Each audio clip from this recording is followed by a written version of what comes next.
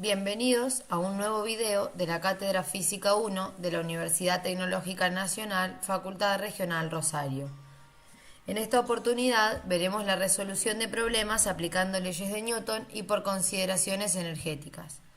Primero, vamos a recordar cuáles son los pasos a seguir para resolver problemas aplicando leyes de Newton. A. Comprender la situación física planteada en el enunciado, leyéndolo cuidadosamente. B. Identificar los cuerpos cuya masa no se desprecia. C. Representar todas las fuerzas que actúan sobre los mismos. D. Representar si se conoce o puede preverse el vector aceleración y recordar que no es una fuerza. E. Escoger y dibujar los ejes coordenados X e Y y representar el sentido positivo de cada uno. Es conveniente seleccionar la dirección y sentido de uno de los ejes en la dirección y sentido de la aceleración. Así, cuando se aplique la segunda ley de Newton, las componentes de la aceleración serán positivas. Si la componente de la aceleración es nula, el sentido adoptado para el eje es arbitrario. F. Calcular las componentes de todas las fuerzas en las direcciones de ambos ejes. Para esto se utilizan las funciones seno y coseno. G.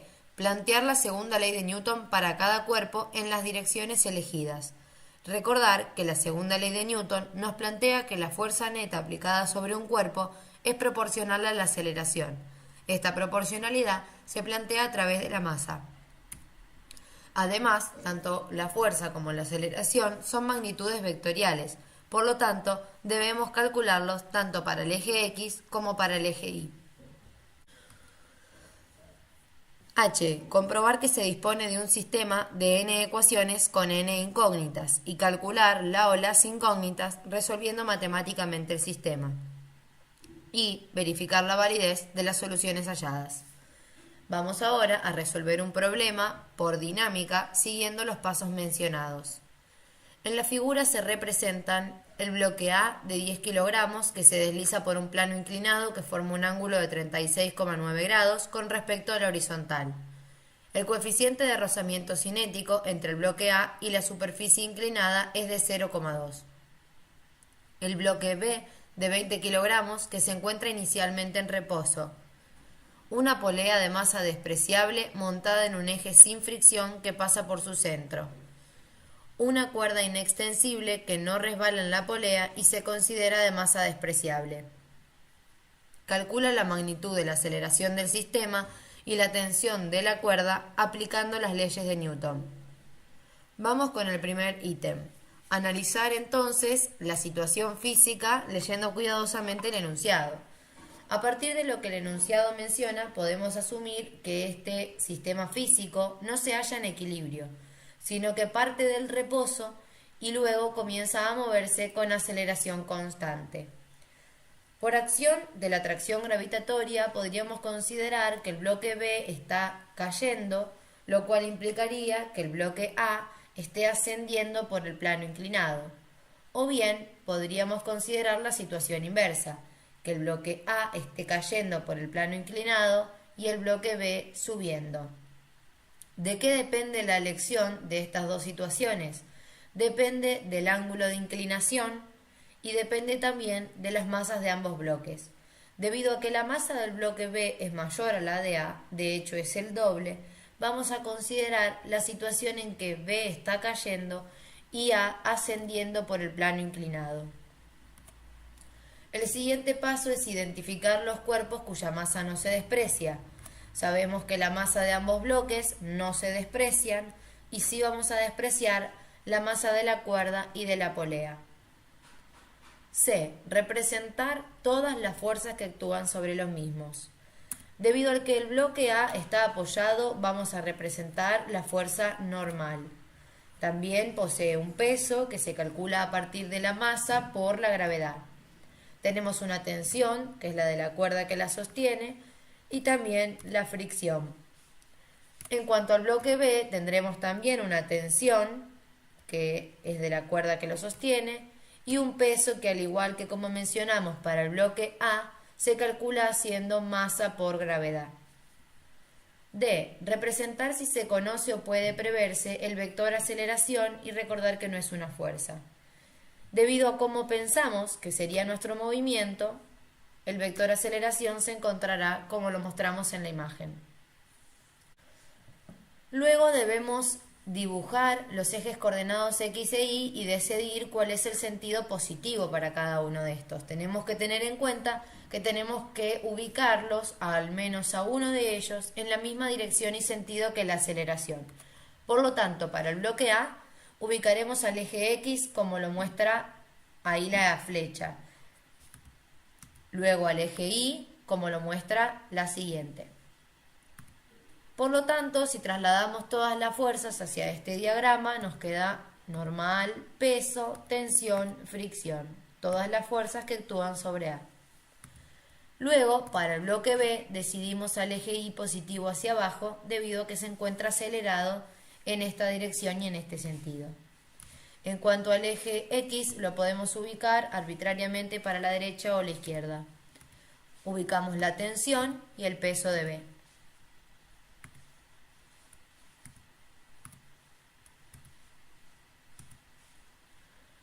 Luego debemos calcular las componentes de las fuerzas en las direcciones de los ejes. Podemos mencionar que la normal, la fricción, T1, T2 y el peso de B se encuentran en igual dirección que los ejes. En cambio, el peso de A no. Por lo tanto, debemos calcular sus componentes. La componente del peso A en Y y la componente del peso de A en X. Para esto utilizaremos el ángulo del plano inclinado, que será el que forma el peso de A con el eje Y. Entonces, para calcular cada una de estas componentes, debemos recurrir a las funciones trigonométricas seno y coseno. Recordemos que el seno de un ángulo se define como el cateto opuesto sobre la hipotenusa y el coseno de un ángulo como el cateto adyacente sobre la hipotenusa. A partir de estas dos definiciones, podemos determinar que la componente en X del peso de A será igual al peso de A por seno del ángulo, y la componente en Y del peso A será igual al peso A por coseno del ángulo.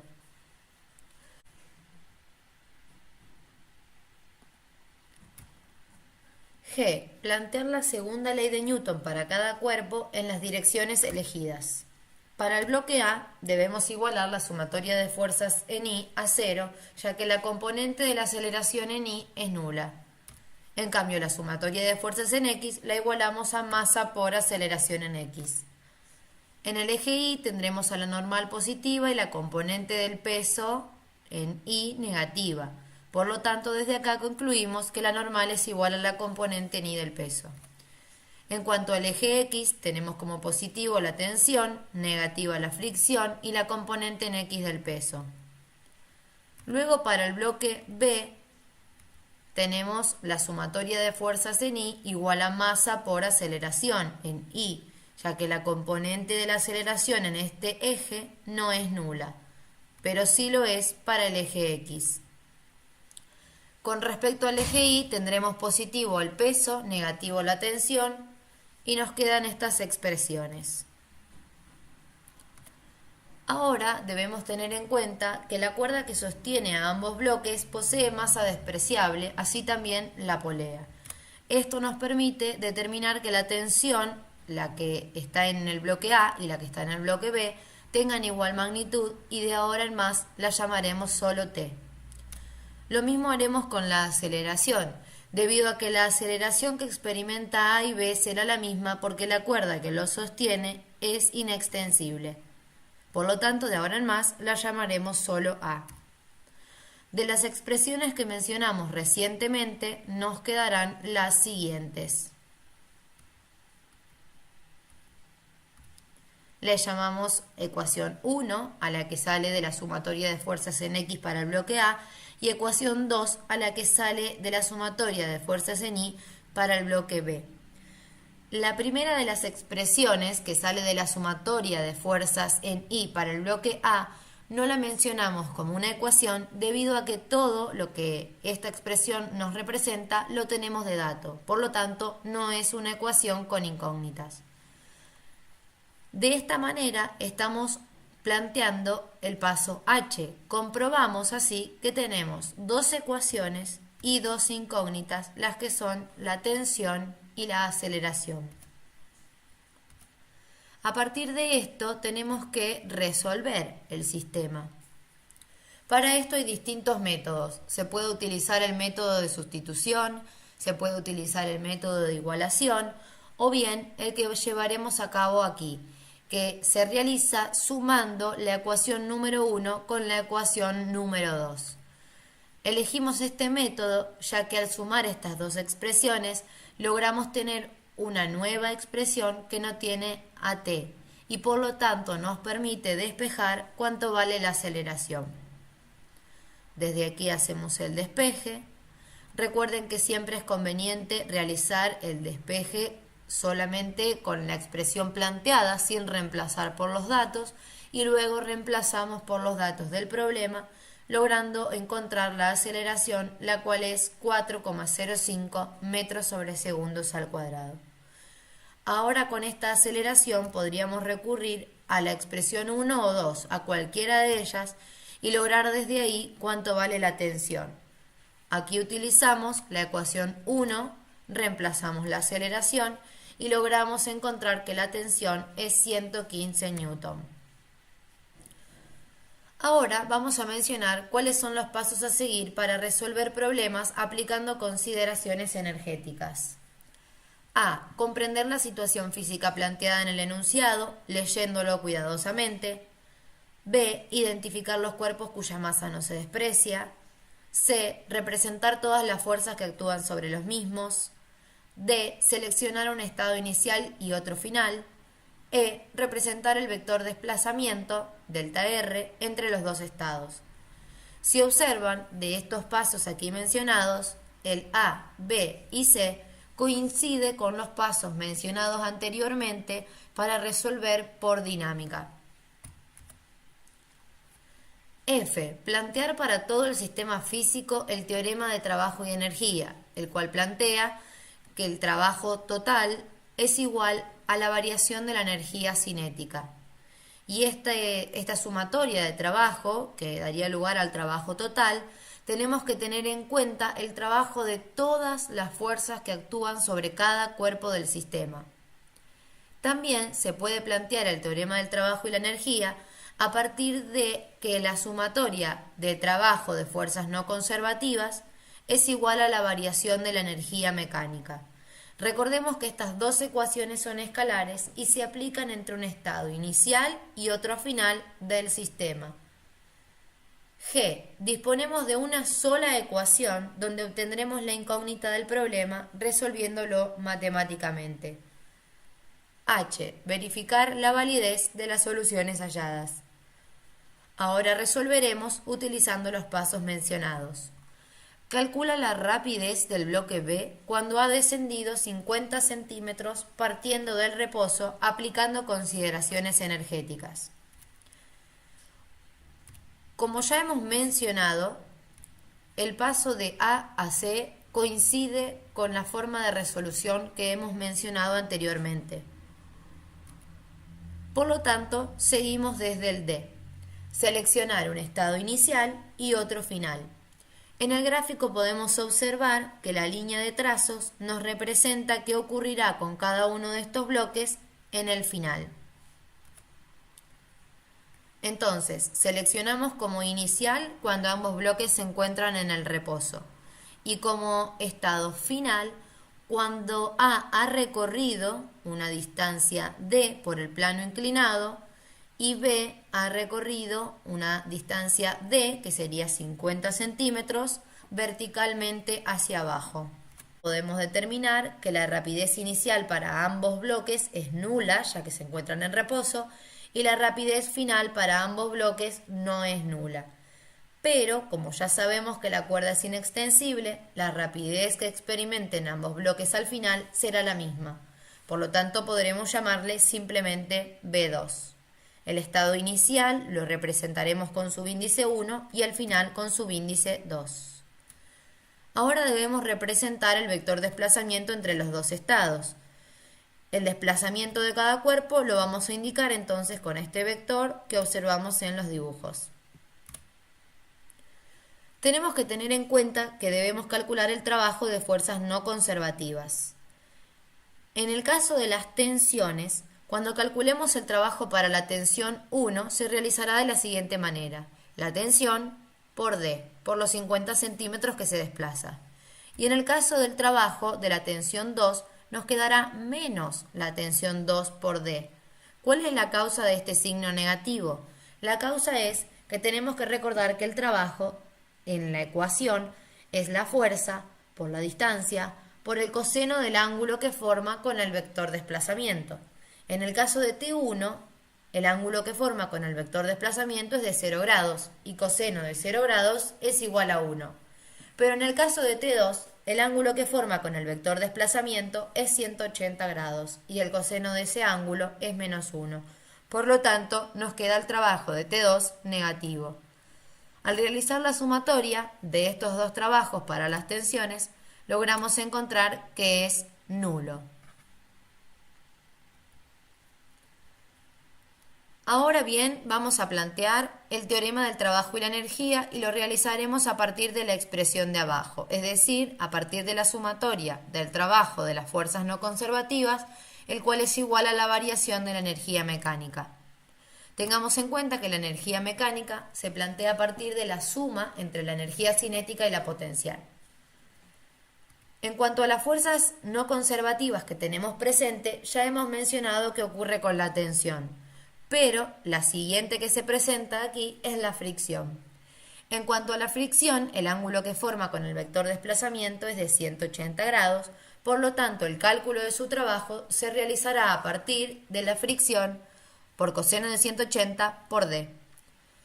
Y recordemos que las variaciones de energía siempre se plantean de un estado final menos el inicial. La energía cinética inicial para cada uno de los bloques es nula, ya que hemos mencionado que la rapidez inicial es 0. Ahora, para calcular la energía cinética debemos recordar que se realiza a partir de un medio de la masa por la rapidez al cuadrado. Y en cuanto a la energía potencial, se calcula a partir de la masa por la gravedad por la altura. Para determinar la variación de altura del bloque B es sencillo, porque ya sabemos que se desplaza 50 centímetros. Pero más difícil es analizar cuál es la variación de altura para el bloque A. Sabemos que este recorre 50 centímetros por el plano inclinado, pero no sabemos cuánto vale lo que ahí representamos con X. Para eso vamos a recurrir al uso de las funciones trigonométricas.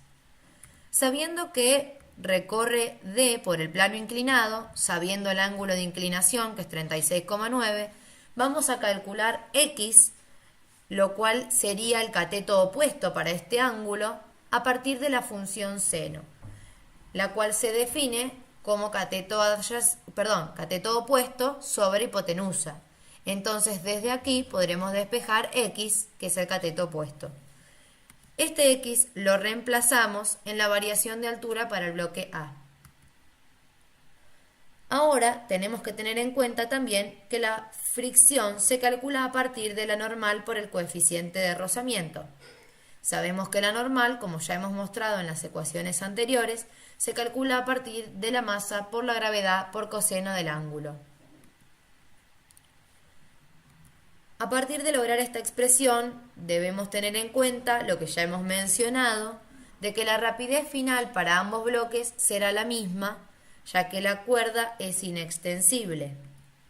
Por lo tanto, la expresión queda de la siguiente manera.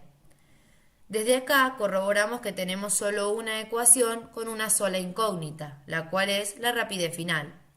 Desde acá la podremos despejar. Enviamos los términos que no tienen a esta rapidez hacia el otro lado del igual, sacamos factor común y luego enviamos la potencia a raíz. Logramos encontrar que esta rapidez es 2,01 metros sobre segundos.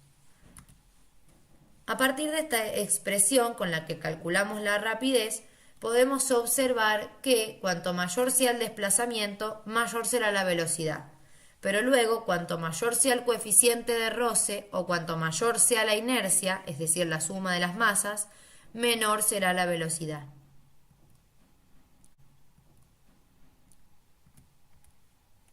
Si utilizamos esta rapidez que acabamos de calcular, podemos sacar también el valor de la aceleración para compararla con el otro método de resolución. Tenemos estas dos expresiones de cinemática, que la primera nos relaciona la posición con el tiempo, la segunda la rapidez con el tiempo. Desde acá las relacionamos y encontramos una siguiente expresión que nos relaciona la rapidez con la posición. Despejamos la aceleración teniendo en cuenta que la rapidez inicial es nula, la rapidez final es la que acabamos de calcular, y desde aquí logramos encontrar que la aceleración de los bloques es 4,05 metros sobre segundos al cuadrado. Observamos que hallamos el mismo valor que el que encontramos por el otro método de resolución. Por lo tanto, ¿qué conclusiones podemos sacar desde aquí? Tenemos que tener en cuenta que el primer método que usamos fue de resolver a partir de las leyes de Newton, que utiliza la expresión que ahí observamos. La siguiente forma de resolución fue por consideraciones energéticas. Acá utilizamos el teorema de trabajo y energía. En el primer caso tenemos que tener cuidado porque son ecuaciones vectoriales. Entonces tenemos que plantear las componentes X e Y para cada bloque que compone el sistema. En cambio, cuando estemos resolviendo por trabajo y energía, es solo una ecuación. Esta es escalar, así que no debemos descomponer en X y en Y se aplica la misma ecuación para todo el sistema. En el caso de que el problema no me indique con cuál de las dos formas trabajar, podemos seleccionar cualquiera de estas. El alumno puede elegirlo, si lo hace por leyes de Newton o si lo hace por consideraciones energéticas. Desde ya, muchas gracias.